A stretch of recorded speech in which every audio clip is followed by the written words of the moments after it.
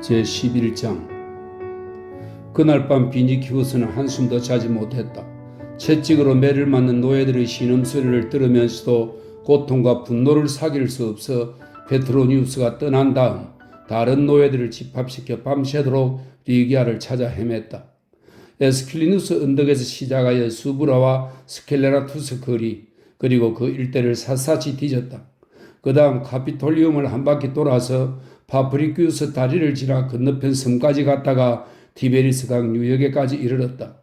리기아를 찾으리라는 희망이 있었으라기보다는 그렇게라도 하면서 그 참담한 밤을 넘기려고 무작정 찾아 나선 것이다.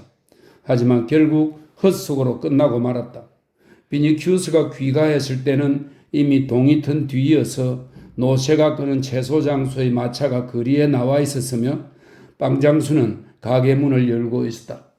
집에 들어서자마자 비니키우스는 그때까지 아무도 손을 못 대고 있던 굴로의 시체를 치우라고 지시했다. 그러고는 리기아를 빼앗긴 노예들을 모조리 시골의 노역장으로 보내라고 명령했는데 그것은 사형보다 더 무서운 형벌이었다.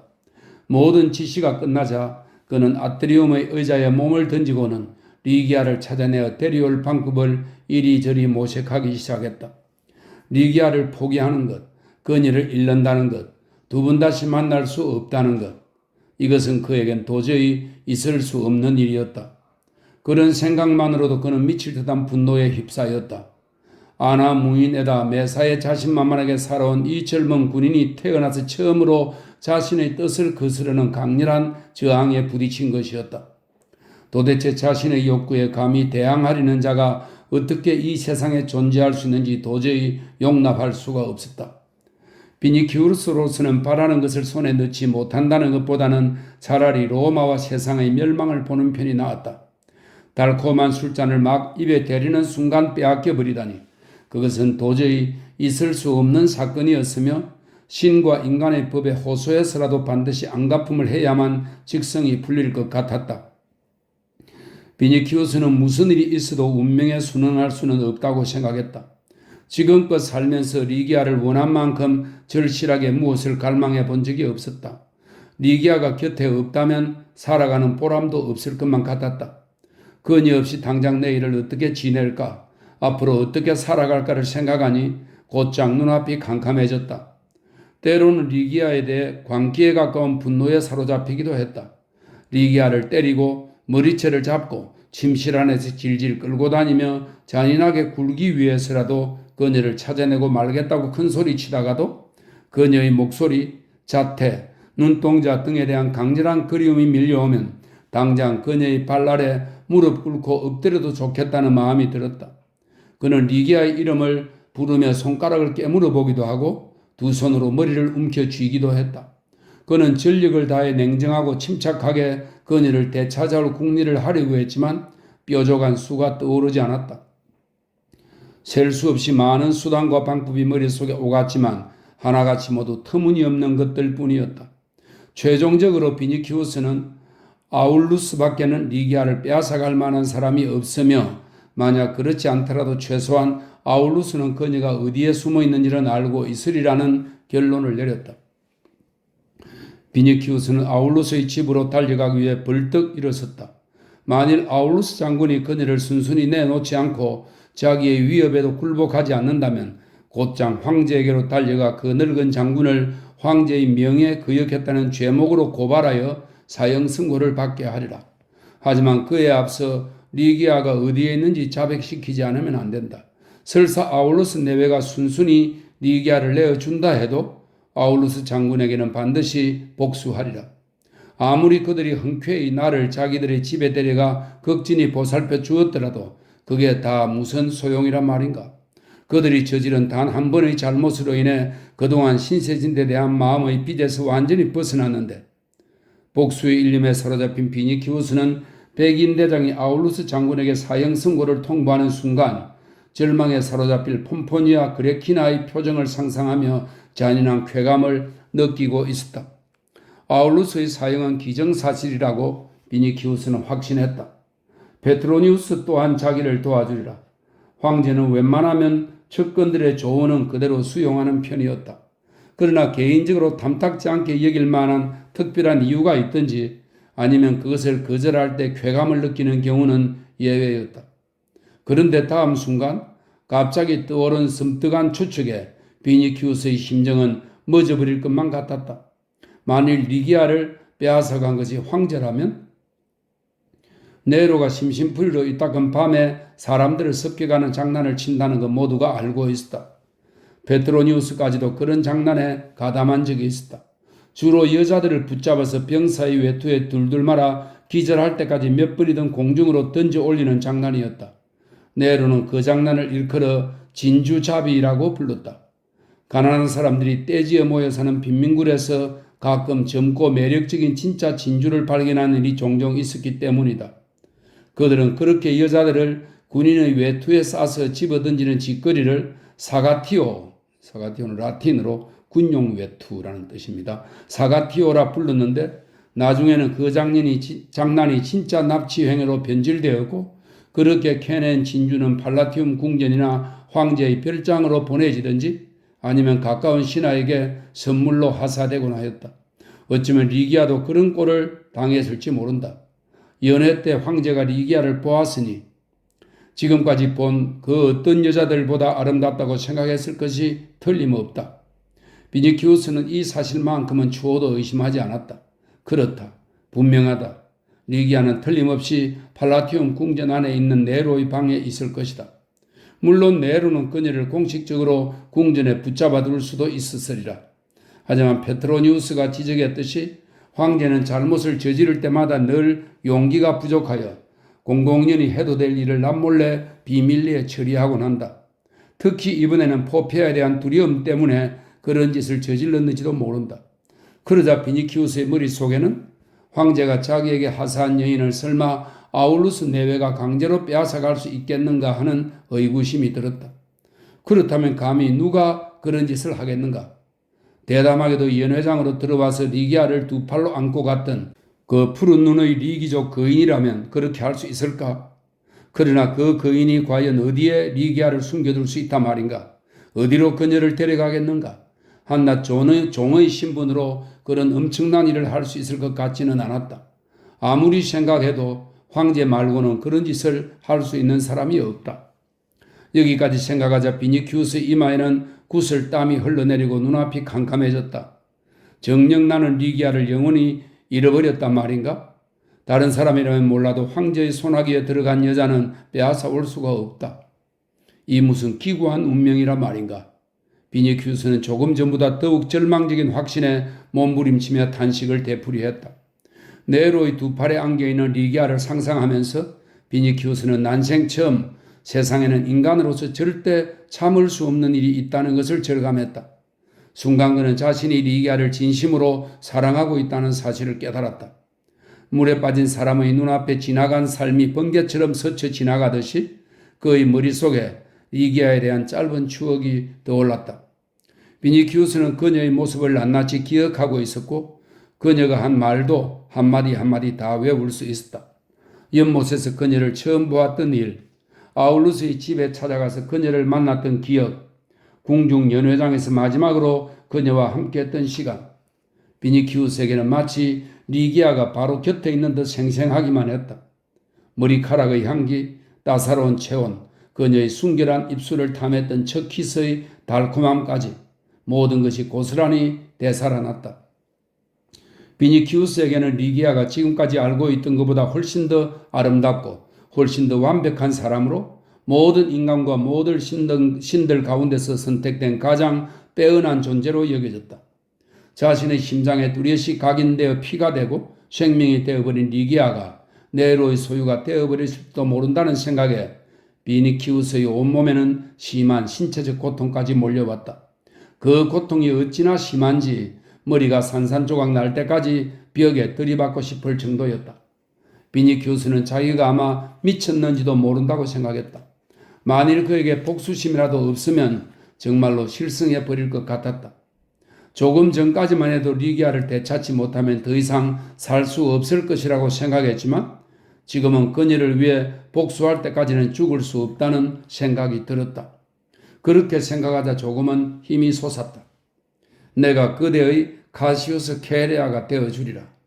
이 카시우스 케레아는 근위대장인데요. 칼리굴라 황제를 암살한 사람입니다. 비니키우스는 네로를 떠올리며 소리쳤다. 그는 빗물을 받는 인플루비움의 가장자리에 놓이는 화분에서 흙을 한 움큼 집어들고는 하카테와 에베로스와, 이 하카테는 디아나와 루나 등과 동일시되는 달, 사냥, 낚시, 마법, 도로의 여신입니다. 그리고 에레보스는 혼돈의 신, 카오스의 아들로 어둠의 신입니다. 헤카테와 에레보스와 자기 집안의 수호신에게 철저한 복수를 맹세했다. 그러고 나니 마음이 다소 가라앉았다. 적어도 살아야 할 목적과 밤낮을 보낼 수 있는 목표가 생긴 것이다. 비니키우스는 아울루스 장군을 만나겠다는 생각을 버리고 팔라티움 궁으로 가자고 가마꾼들에게 명령했다. 가는 도중 비니키우스는 만일 황제가 아련을 거부하든지 또는 무기를 찾기 위해 몸수색을 한다면 그것이야말로 황제가 리기아를 납치한 증거임에 틀림없다고 생각했다. 비니키우스는 무기를 소지하지 않았다. 지금 그의 정신상태는 온전치 못했다.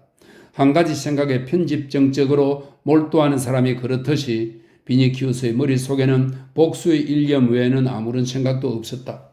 그는 복수를 시작하기도 전에 집념이 약해지는 것을 원치 않았다. 우선 악태를 꼭 만나보고 싶었다. 그녀를 통해서 사건의 진상을 파악할 수 있으리라고 생각했던 것이다. 혹시 궁전 어딘가에서 리기아를 볼 수 있을지도 모른다는 기대감에 몸이 떨려왔다. 만일 황제가 누구인지도 모르고 리기아를 납치했다면 오늘 안으로 돌려보내줄 수도 있지 않을까. 하지만 잠시 후 그런 기대를 떨쳐버렸다. 만일 리기아를 되돌려줄 생각이 있었다면 바로 어제 돌려보내지 무엇 때문에 아직까지 데리고 있겠는가. 아무튼 만사를 숨김없이 이야기해 줄 사람은 악태밖에는 없다. 그러니 그녀를 만나는 것이 급선무이다. 그런 확신이 들자 비니키우스는 노예들에게 서둘러 가마를 몰도록 지시하고는 가는 동안 내내 리기아와 복수에 대해 두서없이 생각했다. 이집트 여신 파스트를 섬기는, 이 파스트는 고양이 또는 암사자 머리를 한 사랑의 여신입니다. 이집트 여신 파스트를 섬기는 제사들은 마음속으로 점 찍은 사람은 누구든지 병에 걸리게 할 수 있는 비법을 터득하고 있다는 말을 들은 적이 있는데 그들에게 그 방법을 전수해달라고 부탁할 생각이었다. 또 동방에서는 유대인들 중에 적의 몸에 종기가 생기게 하는 주문을 알고 있는 사람이 있다고 들었다. 그의 노예들 가운데는 유대인이 몇 명 있었다. 그는 집으로 돌아가는 즉시 그들이 방법을 털어놓을 때까지 채찍질을 해서라도 반드시 알아내고야 말겠다고 다짐했다. 하지만 뭐니 해도 가장 통쾌한 상상은 자신의 당금으로 직접 황제를 찌르는 장면이었다. 예전에 가이우스 칼리굴라의 몸에서 흘러나오는 핏줄기가 주랑의 기둥에 지금까지도 지워지지 않는 흔적을 남겼듯이 자신의 당금이 네로에게서 똑같은 핏줄기를 뿜어내게 할 것을 상상하면서 비니키우스는 짜릿한 쾌감을 느꼈다. 이제는 온 로마 시민을 다 학살한다 해도 상관없을 것 같았다. 만일 복수의 신들이 그와 리기아를 제외한 나머지 모든 사람들을 다 멸망시키겠다고 하면 그는 그 제안을 서슴지 않고 받아들일 것이다. 아치형의 궁전 문 앞에 도달했어야 비니키우스는 제정신으로 돌아왔다. 경호병을 보자 만일 저놈이 나의 출입에 대해서 조금이라도 난처한 기색을 보이면 리기아는 황제의 뜻에 의해 궁전에 있는 것이 틀림없다고 생각했다. 하지만 고참 백인대장은 친절한 미소를 지으며 가까이 다가오고 있었다. 안녕하십니까 호민관 각하. 만일 폐하를 아련하실 생각이 있으시라면 때가 아주 좋지 않습니다. 만나 뵐 수 있을지 어떨지 지금으로선 잘 모르겠습니다. 무슨 일이 있는가? 비니키우스가 물었다. 황녀께서 오늘 갑자기 병이 나셨답니다. 폐하도 포폐하 황후도 온 로마 시내에서 불러들인 의사들과 함께 공주님을 간호하고 계십니다. 예사로운 일이 아니었다. 황제는 딸이 태어났을 때 그의 미친 사람처럼 환호하면서 황녀의 탄생을 인간이 누릴 수 있는 기쁨 이상이라 치하하면서 경축했다. 원로원에서는 아기가 태어나기 전부터 성대한 의식을 갖추어 포폐하의 태네에 신의 가호가 깃들기를 기원했다. 그녀가 해산한 안티움에서는 정성스러운 곡물이 바쳐졌고 황녀의 탄생을 기념하는 성대한 경기가 벌어졌으며 그 밖에도 포르투나를 위해 2개의 신전이 건립되었다. 무슨 일이나 절도를 지키지 못하고 극단에 치우치고 나는 네로는 어린 공주를 끔찍히 사랑했다. 포페아에게도 그 딸은 자기의 지위를 튼튼히 하고 세력을 확고부동한 것으로 만들어준다는 의미에서 더할 나위 없이 소중한 존재였다. 로마 제국 전체의 운명이 그 어린 황녀의 건강과 생명에 달려 있다고 해도 과언이 아니었다. 하지만 현재 비니키우스에게는 자신의 문제, 자신의 사랑밖에는 아무것도 안중에 없었기에 백인 대장의 말에는 귀도 기울이지 않고 이렇게 말했다. 내가 만나려는 건 악태요. 그러나 악태도 황녀를 간호하러 갔기 때문에 비니키우스는 오랫동안 기다리지 않으면 안 되었다. 악태는 헬쑥하고 피로한 얼굴로 정오가 다 되었어야 돌아왔는데 비니키우스를 보더니 얼굴이 더욱더 창백해졌다. 악태, 비니키우스가 그녀의 손을 잡고 안채로 끌고 가며 소리쳤다. 리기아는 어디에 있습니까? 그것은 제가 묻고 싶은 말입니다. 악태는 원망의 눈빛으로 비니키우스를 바라보았다. 그는 악태에게 침착하게 물어보려 했으나 분노와 고통 때문에 얼굴을 찡그리며 또다시 양손으로 머리를 움켜쥐었다. 없어졌습니다. 도중에 누군가가 납치해 갔어요? 잠시 후 비니키우스는 정신을 가다듬고 악태에게 자신의 얼굴을 바짝 들이대고 이를 갈면서 말했다. 악태, 목숨이 아깝다면 그리고 당신이 상상조차 할 수 없는 불행한 꼴을 당하고 싶지 않다면 사실대로 대답하시오. 폐하가 그녀를 납치한 거요?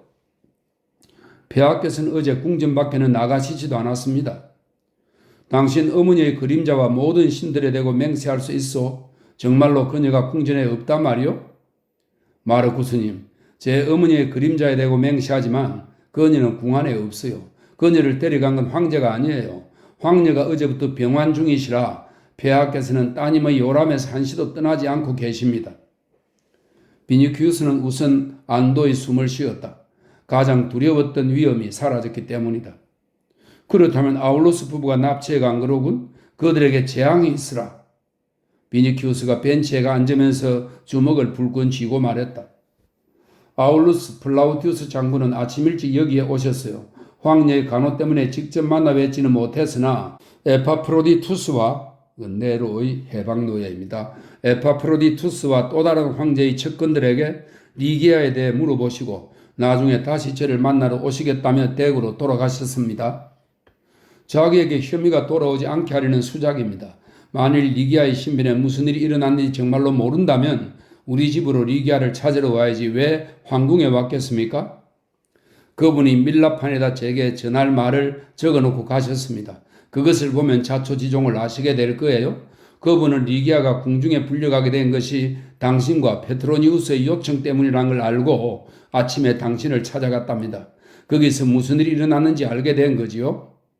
이렇게 말하고 악태는 침실로 들어가 아울루스가 정가를 남긴 밀라판을 들고 나왔다. 비니키우스는 그것을 읽고 나더니 아무 말도 하지 못했다. 악태는 비니키우스의 어두운 얼굴에서 그의 생각을 읽으려는 듯 물끄러미 바라보다가 마침내 입을 열었다. 마르쿠스님, 제 말 좀 들어보세요. 실은 모든 일이 리기아가 바라던 대로 된 거랍니다. 그럼 당신은 그녀가 떠나려는 것을 알고 있었단 말입니까? 비니키우스가 버럭 소리를 질렀다. 리기아가 당신의 정부가 되고 싶어 하지 않는다는 것은 알고 있었어요. 눈에는 눈물이 맺혔지만 애써 담담한 표정을 지으며 악태가 대답했다. 그럼 당신은요? 당신은 일생 동안 도대체 무엇이었단 말입니까? 저야 처음부터 노예의 처지였으니까요. 비니키우스의 분노는 가라앉을 줄 몰랐다. 황제가 그녀를 자기에게 준 이상 예전의 신분 따위는 따질 필요가 없었던 것이다.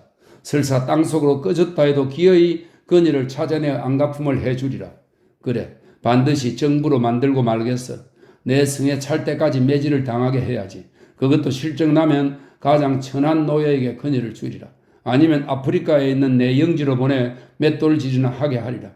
이제 비니키우스가 리기아를 찾으려는 것은 오직 그녀를 굴복시키고 짓밟고 정복하기 위해서였다. 비니키우스는 점점 더 흥분해서 자제력을 거의 잃어버렸다. 악태는 그가 실제로는 엄두도 내지 못할 일을 하겠다고 큰소리치는 것은 분노와 괴로움 때문이라고 이해하며 그의 아픔에 동정심을 느꼈다.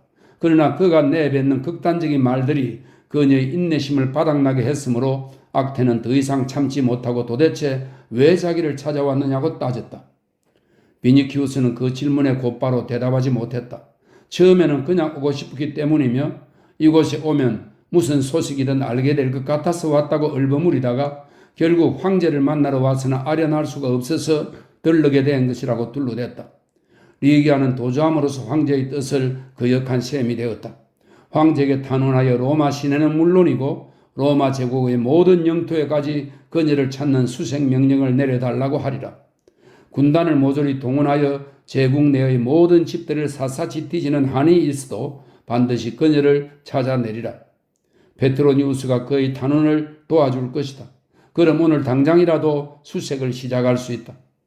조심하세요. 만일 폐하의 명령으로 그녀를 찾아낸다면 그녀는 영원히 당신의 사랑이 되지 못할 거예요. 비니키우스가 눈살을 찌푸렸다. 그게 무슨 뜻입니까? 비니키우스, 제 말 좀 들어보세요. 어제 저와 리기아는 정원에 나갔다가 포페아 황후와 어린 황녀를 만났어요. 황녀는 흑인 유모인 릴리트의 품에 안겨 있었지요. 황녀는 어젯밤부터 병이 났는데 릴리트는 황녀가 마법에 걸렸다면서 정원에서 만난 외국 여자가 주문을 걸었기 때문이라고 우기고 있답니다. 다행히 아기가 병에서 회복되면 그런 일은 모두 잊혀지겠지만 그렇지 않을 경우에는 포페아가 직접 나서서 리기아를 고발할 거예요. 만약 일이 그렇게 돌아가게 되면 리기아는 발견되는 즉시 목숨을 잃게 될 거예요. 잠시 침묵이 흘렀다. 이었고 비니키우스가 입을 열었다. 어쩌면 리기아가 황녀에게 마술을 부렸는지도 모르지요. 내게 그렇게 한 것처럼 릴리트는 황녀를 안고 우리 곁을 지나갈 때 황녀가 갑자기 울기 시작했다고 주장하고 있어요. 네, 사실입니다. 정말로 그 순간 황녀가 울음을 터뜨렸거든요. 아마 정원에 나오기 전부터 어딘가 몸이 좋지 않았을 거예요. 마르쿠스님, 리기아를 찾는 건 당신 마음이지만 제발 혼자서 그녀를 찾아보세요. 황녀가 완전히 나을 때까지는 황제 앞에서 리기아의 얘기를 꺼내지 않는 편이 좋을 것 같아요. 그랬다가는 그녀는 포페아에게 복수당하고 말 거예요. 그녀는 당신 때문에 너무 많은 눈물을 흘렸답니다. 모든 신들이여 리기아의 가엾은 운명을 굽어 살피소서. 악태, 당신은 그녀를 좋아하고 있군요? 네, 그녀가 좋아졌어요. 당신이 리기아를 좋아하게 된 것은 그녀가 적어도 당신에게만은 나한테 그랬듯이 정으로 대하지 않았기 때문이겠죠? 악태는 무엇인가를 망설이며 상대의 말이 진심인지를 확인하려는 듯 한동안 비니키우스를 빤히 쳐다보다가 마침내 입을 열었다. 아, 당신은 정말 성급하기 짝이 없고 장님처럼 답답한 분이군요. 그녀는 당신을 사랑하고 있어요. 그 말을 듣자마자 비니키우스는 뿔에 댄 것처럼 화들짝 놀라며 벌떡 일어났다. 사실이 아니다. 그녀는 나를 정오한다. 도대체 당신이 무엇을 한단 말인가? 만난 지 하루 만에 리기아가 당신에게 무슨 고백을 했겠는가? 사랑하는 남자가 향년을 마련해 놓고 애타게 기다리고 있는 집을 버리고 고생스러운 가난과 방랑의 생활, 불안한 미래를 선택하는 것이 어찌 사랑이란 말인가? 가뜩이나 미칠 지경인데 그런 허무맹랑한 말은 믿을 수가 없다. 궁전의 모든 보물을 다 준다 해도 바꾸지 않으려 했던 소중한 사람이 도망쳐버린 것이다. 환희를 멀리하고 고통을 일깨우는 것이 무슨 사랑이란 말인가? 누가 그런 사랑을 이해해주고 누가 받아주겠는가? 만일 그녀를 찾으리라는 희망마저 없었다면 벌써 나는 스스로 목숨을 끊어버렸으리라. 사랑은 주는 것이며 거두어가는 것이 아니거늘 아울루스 집에 있을 때는 행복이 가까운 곳에 있다고 느꼈다. 그러나 이제는 그녀가 과거에도 나를 미워했으며 지금도 미워하고 앞으로도 미워할 것이며 그리하여 죽는 순간에도 나에 대한 증오심을 가슴에 품고 있으리라고 확신하게 되었다.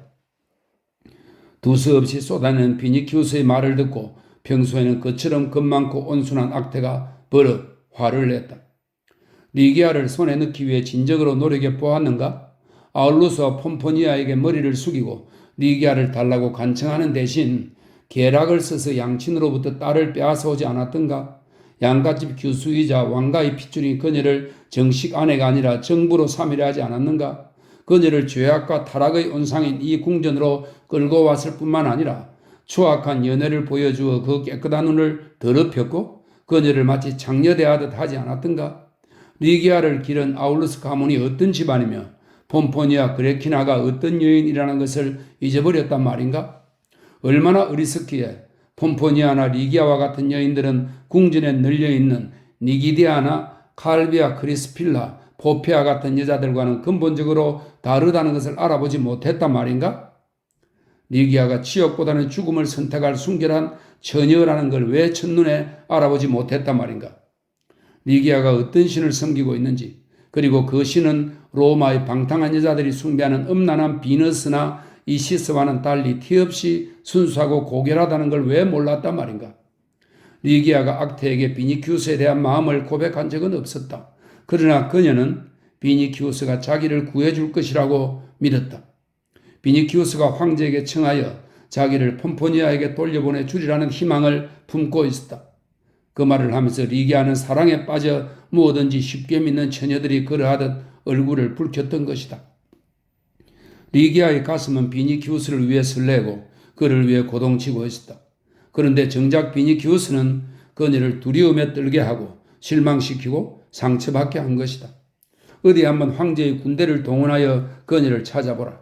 하지만 포페아의 딸이 죽게 되면 모든 혐의가 리기아에게 씌워질 것이며 그녀는 파멸을 면할 수 없게 된다. 악테의 말을 듣자 분노와 고통으로 괴로워하던 비니키우스가 감동하기 시작했다. 리기아도 그를 사랑하고 있다는 말이 그의 영혼을 뒤흔들어 놓았던 것이다. 그는 아울루스의 집 정원에서 리기아를 처음 만났을 때를 떠올렸다. 그때 그녀는 얼굴을 붉히고 눈을 반짝이며 그의 말에 다소곳이 귀를 기울였었지. 그렇다면 그녀는 처음부터 자기를 사랑하기 시작했던 것이 아닐까? 그렇게 생각하자 갑자기 지금껏 자기가 원했던 것보다 훨씬 더 큰 행복감이 밀려왔다. 이 일을 순리대로 진행시켰더라면 아마도 그녀를 가질 수 있었을 뿐만 아니라 나를 사랑해주는 그녀를 품에 안을 수 있었을 텐데, 그랬다면 그녀는 대문에 틀실을 메어놓고 넉대기름을 바르고는 화롯가에 양털로 만든 양탄자를 깔고 앉아 내 아내가 되어 주었으리라. 그리고 그녀의 입에서 흘러나오는 그대 가이우스가 있는 곳에 나 가이아도 함께 있으리다 하는 언약을 들을 수 있을 것이며, 이건 결혼식에서 신부가 하는 서약입니다. 들을 수 있었을 것이며 그녀는 영원히 내 것이 되었을 것이다. 왜 그렇게 하지 못했던가? 모든 준비가 다 되어 있었건만 이제 그녀는 사라져버렸고 영영 찾을 수 없을지도 모른다. 만일 찾아낸다 해도 그녀의 죽음을 초래할 뿐이며 설사 용케 죽음을 면한다 해도 그녀와 아울루스 부부는 더 이상 나를 원하지 않을 것이다. 그런 생각이 들자 또다시 화가 머리 끝까지 치밀어 올랐다. 그러나 이번에는 아울루스 부부나 리기아를 향해서가 아니라 페트로니우스를 향해서였다. 모든 것이 그의 탓이다. 페트로니우스만 아니었다면 소중한 그녀는 내 약혼녀가 되었을 것이다. 뿐만 아니라 고생스러운 뜨돌이 신세가 될 필요도 없었을 것이며 그녀에게 아무 위험도 닥치지 않았을 것이다. 하지만 모든 것을 바로잡기엔 너무 때가 늦었다. 이미 늦었어. 비니키우스는 발밑에 깊은 수렁이 도사리고 있는 것 같은 절망감에 휩싸였다. 무엇부터 시작해야 할지, 어떻게 해야 할지, 어디로 가야 할지 도무지 판단이 서지 않았다. 악태 또한 그의 옆에서 네, 늦었어요 라는 말을 되풀이할 뿐이었다. 다른 사람의 입에서 그런 말을 들으니 비니키우스에게는 마치 사형선고처럼 들렸다. 단 한 가지, 그가 알고 있는 분명한 사실은 리기아를 어떻게든 찾아내야 한다는 것. 그렇지 않으면 자신이 어떻게 될지 장담할 수 없다는 것이었다. 비니키우스가 정신없이 토가를 걸치고 악택에 작별 인사도 없이 그곳을 나가려 할 때 현관과 안채 사이에 있는 휘장이 갑자기 열리더니 수심에 가득 찬 폼포니아 그레니카가 나타났다. 폼포니아 역시 리기아가 실종되었다는 사실을 알고 있는 것이 분명했다. 악태를 만나기엔 아울루스보다 자기가 낫겠다 싶어 직접 왔으리라. 폼포니아는 비니키우스를 보자 조그맣고 창백한 얼굴을 그에게로 향하며 말했다.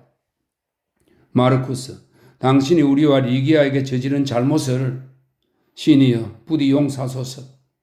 비니키우스는 불운함과 죄책감을 동시에 느끼며 고개를 숙이고 서 있었다. 폼포니아가 말하는 신이 어떤 신인지, 그리고 그 신이 어떻게 자기를 용서해 줄 수 있다는 것인지 비니키우스는 도무지 이해가 가지 않았다. 폼포니아의 입장에서는 복수라는 말을 해도 시원치 않을 판에 왜 용서라는 말을 하는지도 알 수 없었다. 그의 머릿속은 괴로운 상념과 불안, 놀라움이 뒤섞여 혼란스러웠다. 생각의 갈피를 잡을 수 없어 비니키우스는 밖으로 나왔다. 안뜰과 회랑에는 근심스러운 표정을 한 사람들이 때를 지어 서 있었다. 궁전의 노예들 사이에 섞여 있는 기사와 원로원 의원들의 얼굴도 보였다. 한편으로는 어린 황녀의 병세를 알아보기 위해서, 다른 한편으로는 황궁의 모습을 드러냄으로써 황제의 노예들에게까지 자기들이 걱정하고 있다는 증거를 보여주기 위해 그곳에 모여 있었던 것이다. 신성한 황녀가 병이 났다는 소문이 어느새 널리 퍼져서 정문으로 새로운 얼굴들이 계속 밀려들고 아치형으로 만들어진 복도의 출입문에도 사람들이 몰려 있었다. 지금 막 도착한 문병객들은 비니키우스가 궁전에서 나오는 것을 보고 소식을 들을 수 있을까 해서 그를 붙잡고 황녀의 용태를 물었으나 그는 대꾸도 하지 않고 서둘러 걸음을 옮겼다. 바로 그때 황녀를 문병하러 온 페트로니우스와 부딪힐 뻔했다. 평소의 비니키우스였다면 페트로니우스를 보자마자 분통을 터뜨리면서 거기가 궁중이건 어디건 상관없이 불손한 행동을 서슴지 않았을 것이다. 그러나 악태의 방을 나올 때 이미 풀이 죽고 기운이 빠져 있었으므로 화를 내지 않았다. 비니키우스는 페트로니우스를 밀치고 그대로 지나치려 했으나 페트로니우스가 그를 붙잡았다. 황녀의 병세는 어떻더냐? 페트로니우스가 말했다. 삼촌이 억지로 붙잡았기 때문에 비니키우스는 다시 화가 치밀어 올랐다. 그래서 모든 분노를 한꺼번에 터뜨렸다. 황녀고 궁전이고 모조리 지옥으로 떨어져 버려라. 그는 이를 갈면서 대답했다. 닥치라 이 바보 같은 녀석아. 페트로니우스가 주위를 재빨리 둘러보더니 말을 이었다. 리기아의 소식을 듣고 싶거든 나를 따라와라. 여기서는 아무 말도 할 수가 없구나. 자, 어서 따라오려무나. 가마에 올라가서 이야기하자. 페트로니우스는 한 팔로 젊은이를 끌어안다시피 하며 서둘러 궁전을 빠져나왔다. 한시라도 빨리 궁궐 밖으로 데리고 나가기 위해 아무렇게나 둘러댔을 뿐 사실 그에겐 별다른 소식이 없었다. 그러나 원체 지략이 풍부한 사람인데다가 비니키우스의 심정을 10분 이해하고 게다가 이 사건에 어느 정도 책임감을 느끼고 있었기에 이미 리기아를 찾기 위한 방안을 세우고 있었다. 가마에 오르자마자 페트로니우스는 입을 열었다.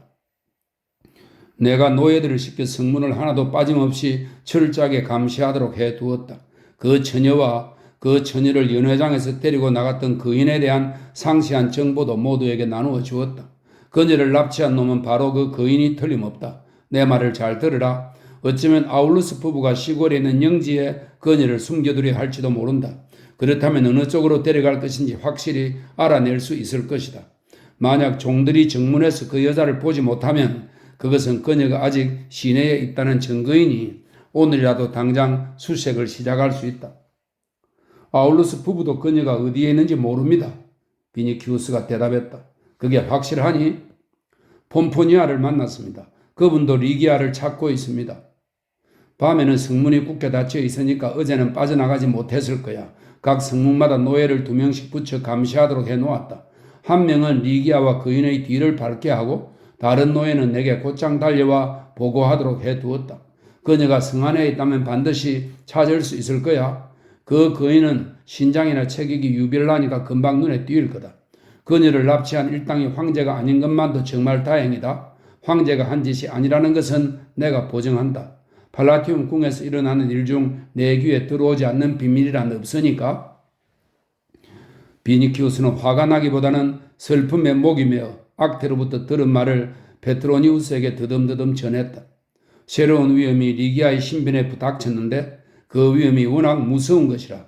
가령 우리가 리기아를 찾아낸다 해도 포피아의 눈에 띄지 않는 곳에 감추어야만 한다고 말했다. 그러고는 페트로니우스의 공연한 간섭과 쓸데없는 충고에 대해 거세게 항의했다. 페트로니우스만 아니었다면 모든 일이 순조롭게 풀렸으리라. 리기아는 아울루스의 집에 있었을 것이고 매일 그녀와 만날 수 있기에 황제보다 행복했을 것이다. 이런저런 말을 하는 동안 비니키우스는 감정이 북받쳐 오르는 것을 참을 수 없었다. 어느덧 그의 눈에서는 슬픔과 분노의 눈물이 흘러내렸다. 페트로니우스는 이 젊은이가 그렇게까지 리기아를 사랑하고 그리워하리라고는 꿈에도 생각지 못했기 때문에 그 비통한 눈물을 보고 속으로 매우 놀랐다. 오, 전능한 키프루스의 여신이여, 그대야말로 신들과 인간을 지배하는 유일한 존재입니다. 제12장 페트로니우스의 저택에 다다르자 두 사람은 가마에서 내렸다. 일행이 도착하자 아트리움의 스님 노예가 성문에 파견한 노예는 아직 한 명도 돌아오지 않았다고 보고했다. 그리고 노예들에게 식량을 보내면서 성 밖으로 나가는 모든 사람들을 엄중히 감시하지 않으면 태형을 각오하라는 새로운 명령을 내렸다고 전했다. 페트로니우스가 입을 열었다.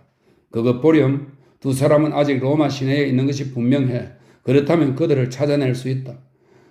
너희 노예들에게도 명을 내려 성문을 지키게 해라. 리기아를 데리러 갔던 녀석들을 보내는 것이 좋을 게다. 그놈들이라면 한눈에 리기아를 알아볼 수 있을 테니까. 놈들을 시골 노역당에 보내라고 했는걸요. 하지만 곧 명령을 취소하고 성문에다 배치시키겠습니다. 비니키우스가 밀라판에다 몇 자 적어서 페트로니우스에게 건네자 페트로니우스는 그것을 즉시 비니키우스의 집에 전하라고 하인에게 주었다. 그런 다음 두 사람은 주랑의 안쪽으로 들어가 대리석 의자에 앉아 이야기를 나누었다. 금발의 에우니케와 이라스가 그들의 발밑에 청동으로 만든 받침대를 놓고 나서 베오티아 지방의, 베오티아는 중부 그리스에 있던 나라로 테베가 그 수도였습니다. 베오티아 지방의 케로니아에서 가져온 호리병에 담긴 포도주를 따라주었다. 너희 집 노예 중에 그 거인을 아는 자가 있느냐? 페트로니우스가 물었다. 아타케누스와 굴로가 알고 있었는데 아타케누스는 어제 가마 곁에서 목숨을 잃었고 굴로는 제가 죽였습니다. 굴로 일은 정말 안 됐구나. 그는 너뿐만 아니라 나도 업어 키웠는데 말이다. 비니키우스가 대답했다. 저도 그를 곧 해방시킬 작정이었답니다. 하지만 지금은 그게 문제가 아니죠. 리기아에 대해 의논합시다. 어쨌든 로마는 바다처럼 넓은 곳이니 바다니까 진주도 건질 수 있는 법이지. 물론 오늘 내일 사이에 바로 찾아내긴 힘들겠지만 조만간 반드시 찾게 될 거야. 너는 아까 그런 방법을 일러준 것이 잘못이라고 나를 비난했다만 방법 자체가 나빴던 것이 아니라 그 진행 과정이 잘못된 거야. 너도 아울루스에게서 직접 들었지? 온 가족이 시칠리아로 옮길 계획을 가지고 있다는 걸. 만일 아울루스 가족이 정말로 이사한다면 너와 그 처녀는 어차피 헤어지지 않겠니? 만일 그렇다면 그녀를 뒤쫓아가면 됩니다. 그랬다면 최소한 지금처럼 위험한 상황에 놓이지는 않을 겁니다. 비니키우스가 대답했다. 뿐만 아니라 만일 어린 황녀가 죽는 날이면 포폐하는 리기아 탓이라고 우기고 황제까지도 그렇게 믿도록 설득할 겁니다. 그래, 나도 그게 걱정이구나. 하지만 그 인형처럼 작은 황녀의 병세가 곧 회복될지도 모르잖니. 만일 죽는다면 그때 가서 방법을 강구해보자꾸나. 페트로니우스는 곰곰이 생각하더니 말을 이었다. 포폐하는 유대인의 종교도 믿고 또 악령도 믿는다고 들었다. 황제도 미신을 신봉하고 있지. 리기아를 악령이 데려갔다는 소문을 내면 그들은 틀림없이 그 말을 믿을 거야. 게다가 황제나 아울루스 플라우티우스에게 납치당한 것도 아니고 아무도 모르게 깜짝까지 자취를 감추었으니 더욱 그럴듯하게 들리지 않겠니? 이건 틀림없이 리기족 거인 혼자 한 일이 아니야. 필경 도와준 자들이 있을 거다. 한낱 종의 신분으로 하룻밤 사이에 어떻게 그 많은 사람들을 동원할 수 있었을까? 로마에서 노예들은 서로 돕고 있습니다. 그래, 노예들은 언젠가는 피로써 그 대가를 치르게 될 거다. 그렇고 말고 너희 말이 맞다. 노예들은 분명 서로 돕고 있지. 그런데 이번 경우에는 노예들끼리 싸움이 일어났다. 리기아를 납치하면 그 책임과 징벌이 다른 노예들에게 돌아갈 것은 너무나 뻔한 일이야. 그런데 서로 치고받고 싸웠다? 자, 그러니 너가 노예들 앞에서 악령 이야기를 슬쩍 한번 흘리기만 하면 그놈들은 분명 그 자리에서 저희들 눈으로 악령을 보았다고 할 게다. 우선은 당장 너 앞에서 죄를 모면해야 할 테니까 시험삼아 아무나 붙잡고 물어보렴. 리기아가 공중으로 들어 올려지는 것을 보지 못했느냐고. 그러면 그들은 제우스의 방패에 걸고 맹세한다면서 두 눈으로 똑똑히 보았다고 대답할걸? 비니키우스 자신도 미신을 신봉하고 있었기에 그는 갑자기 극심한 불안에 사로잡혀 페트로니우스를 보았다. 만일 우르수스가 도와줄 사람을 모을 형편이 안 되고 혼자서 그녀를 납치할 수 없다면 도대체 누가 그녀를 데려갔단 말입니까? 페트로니우스가 한바탕 크게 웃기 시작했다. 그것 봐라. 너도 벌써 절반가량 그렇게 믿고 있으니 다른 사람들이 어찌 의심하겠느냐? 지금 세상 돌아가는 꼴이 이 모양이란다. 신들을 비웃고 모욕하는 건 아무것도 아니지. 사람들은 우리의 이야기를 믿게 되고 리기아를 찾지 않게 될 거야. 그동안 우리는 그 여자를 이 도시에서 멀리 떨어진 곳, 내 별장이나 너희 별장에 숨겨두면 된다. 도대체 누가 리기아를 빼돌렸을까요? 같은 종교를 가진 신자들이겠지? 베트로니우스가 대답했다.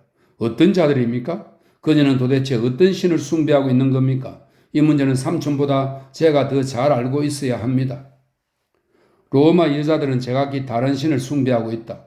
폼포니아는 아마도 자기가 믿는 신을 섬기도록 리기아를 가르쳤을 게다. 그게 어떤 신인지 나도 알 도리가 없지만 한 가지 명백한 사실은 우리가 아는 그 어느 신전에서도 우리가 아는 그 어느 신들에게도 폼포니아가 제물을 바치는 것을 본 사람이 아무도 없다는 것이야. 심지어 그리스도 교인이라는 비난을 받은 적도 있지만 그럴 리야 없지. 가문의 문중회의에서 그녀의 무고함이 밝혀지기도 했으니까. 그리스도 교인들은 당나귀 머리를 숭상할 뿐만 아니라 온 인류의 적이며 어떤 죄악도 서슴지 않고 저지른다더구나. 폼포니아가 등망이 높은 여인이란 건 누구나 다 아는 사실이니 그녀가 그리스도 교일 리는 없지. 게다가 그녀가 인류의 적이라면 자신이 부리는 종들에게 그처럼 친절을 베풀 수 있겠니? 아울루스 집안만큼 노예들에게 잘해주는 집도 없지요. 비니키우스가 대답했다. 그것 보렴.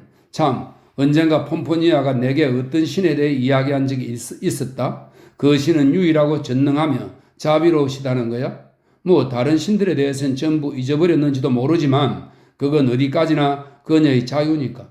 만일 그녀가 말하는 로고스를 받드는 신도가 단 2명, 그러니까 폼포니아와 리기아 뿐이라면 또 그 밖의 다른 사람이 있다 해도 우르스스 정도라면 그 신은 별로 전능하지도 않은 보잘것없는 신에 불과하겠지. 문제는 그 신을 믿는 신자들이 무척 많다는 거야.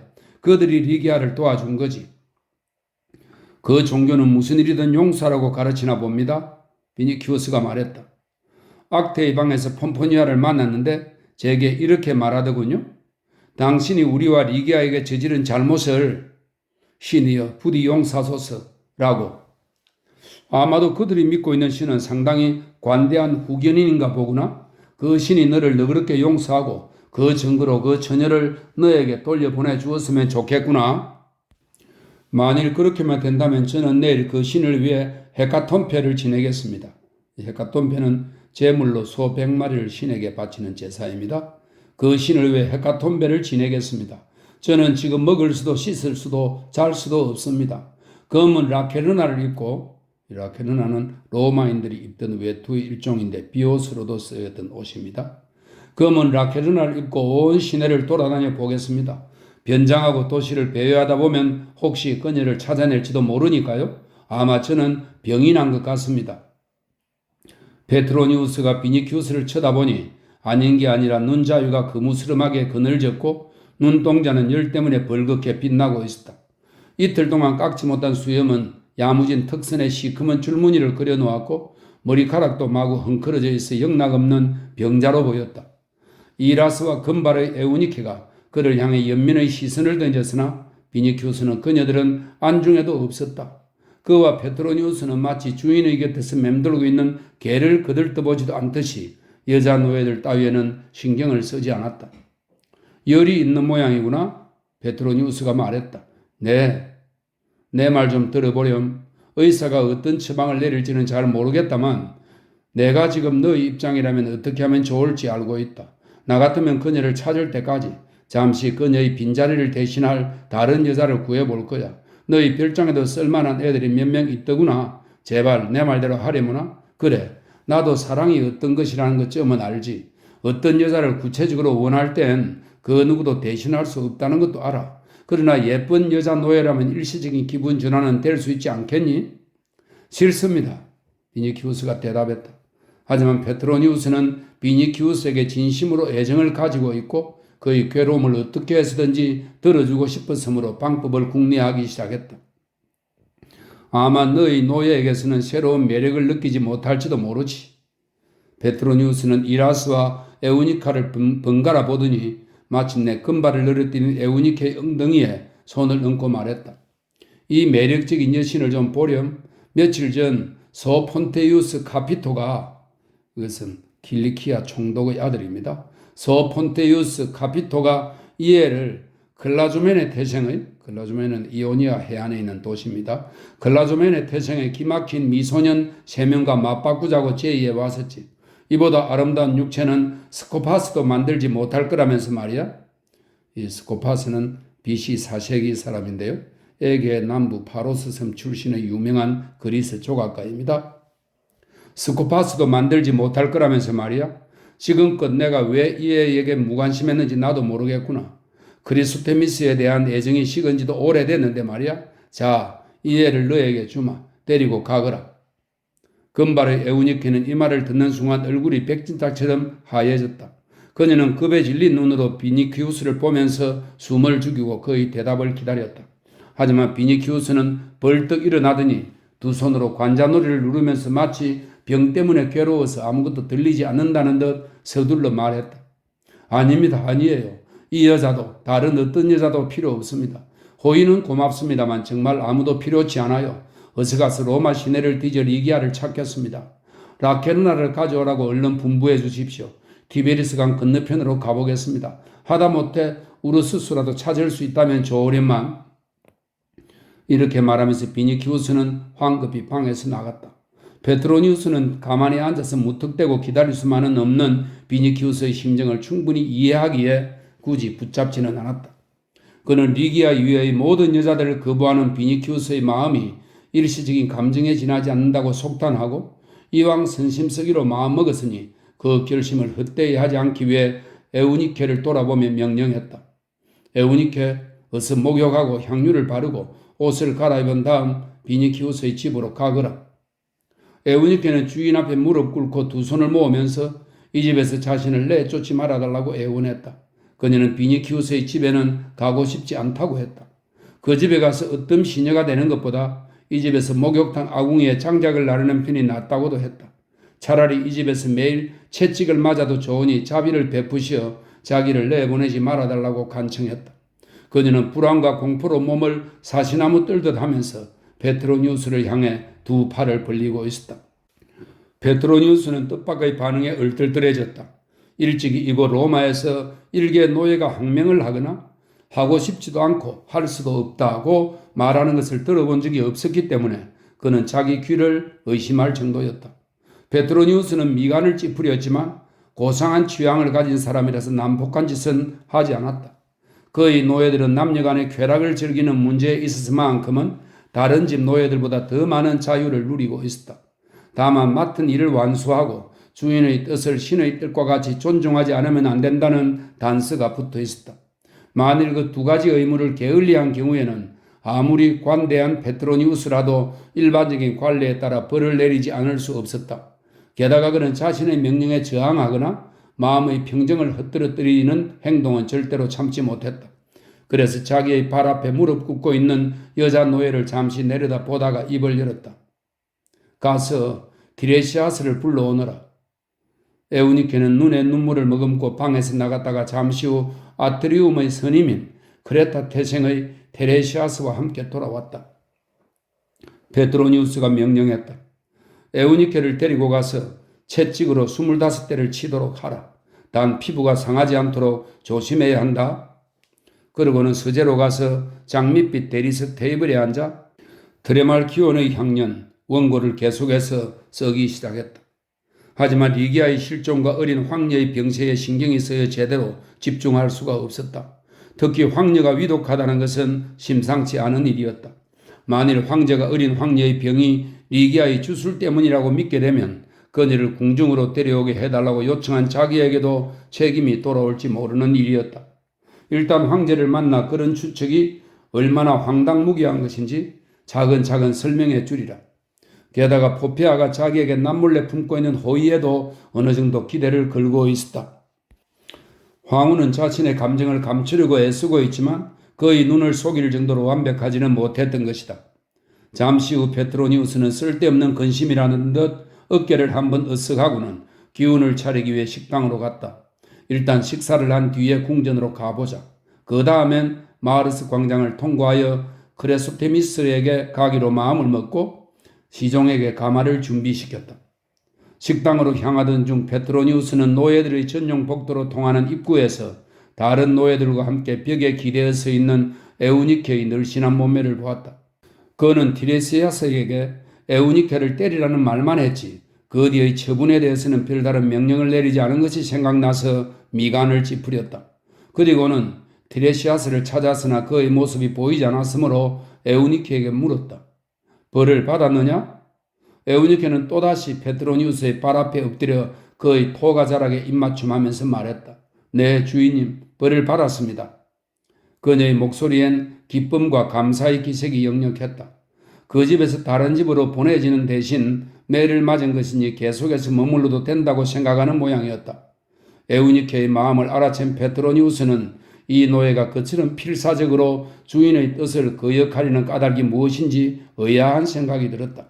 하지만 원래 인간의 천성을 흔히 꿰뚫고 있는 페트로니우스였기에 일개 노예에게 그런 정도 용기를 불러일으킬 수 있는 감정은 사랑밖에 없다고 판단했다.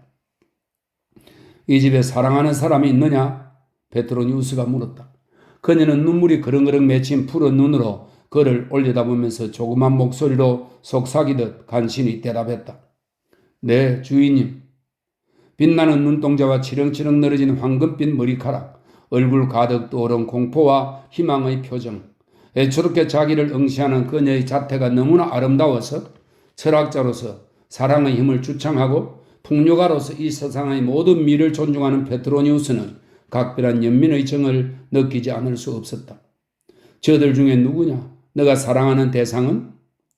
페트로니우스는 몰려있는 노예들을 턱으로 가리키며 물었다. 하지만 에우니케는 이 물음에 대답을 하지 않고 그의 발에 머리가 닿을 정도로 몸을 숙인 채 꼼짝도 하지 않았다. 페트로니우스는 노예들을 둘러보았다. 그 중에는 잘생기고 훤칠한 젊은이도 섞여 있었으나 다들 야릇한 미소만 짓고 있을 뿐 어느 얼굴에서도 사랑의 표정은 읽어낼 수 없었다. 페트로니우스는 발 앞에 엎드려 있는 에우니케를 잠시 내려다보고는 잠자코 식당으로 갔다. 식사가 끝나자 페트로니우스는 가마를 타고 궁전으로 갔다가 크리소테미스에게로 가서 밤이 깊도록 그곳에 머물렀다. 집으로 돌아온 그는 티레시아스를 불러오라고 명령했다. 에우니케에게 퇴영을 주었는가? 페트로니우스가 물었다. 네, 주인님. 분부하신 대로 피부에 상처를 내지는 않았습니다. 내가 그 애와 관련해 다른 명령을 내리진 않았었나? 네, 다른 명령은 없었습니다. 아트리움을 담당하는 스님 시종이 불안한 듯이 대답했다. 잘했다. 그런데 그 애가 좋아하는 노예가 도대체 누구냐? 그런 자는 없습니다, 주인님. 그 애에 대해서 뭐 아는 게 있느냐? 테레시아스는 다소 자신 없는 어조로 입을 열었다. 에우니케는 늙은 아크시료네와 이피스와 함께 침실을 쓰고 있는데 밤중에 침실을 빠져나간 적이 한 번도 없답니다. 주인님께서 목욕을 마치고 나가시도 절대로 목욕탕에 남아있는 법이 없습니다. 다른 여자 노예들이 에우니케를 디아나라고 놀릴 정도이니까요. 그래, 됐다. 오늘 아침 내 친척인 비키니우스에게 에우니케를 주었는데 그가 필요 없다고 해서 그 애를 계속 집에 두기로 했다. 자, 이제 물러가거라. 저 에우니케에 관해 한마디 더 해도 될는지요? 알고 있는 건 모두 말하라고 하지 않았느냐? 그러니까 저희 모두가 비니키우스님 댁에 계시기로 된 그 아가씨가 실종되었다는 이야기를 하고 있었는데 말입니다. 나으리께서 외출하신 사이에 에우니케가 저에게 오더니 그 아가씨를 찾아낼 수 있는 사람을 자기가 알고 있다고 하더군요. 그래? 대체 그 사람이 누구란 말이냐? 저는 모릅니다, 주인님. 그러나 이것만은 꼭 나으리께 보고해야겠다고 생각했습니다.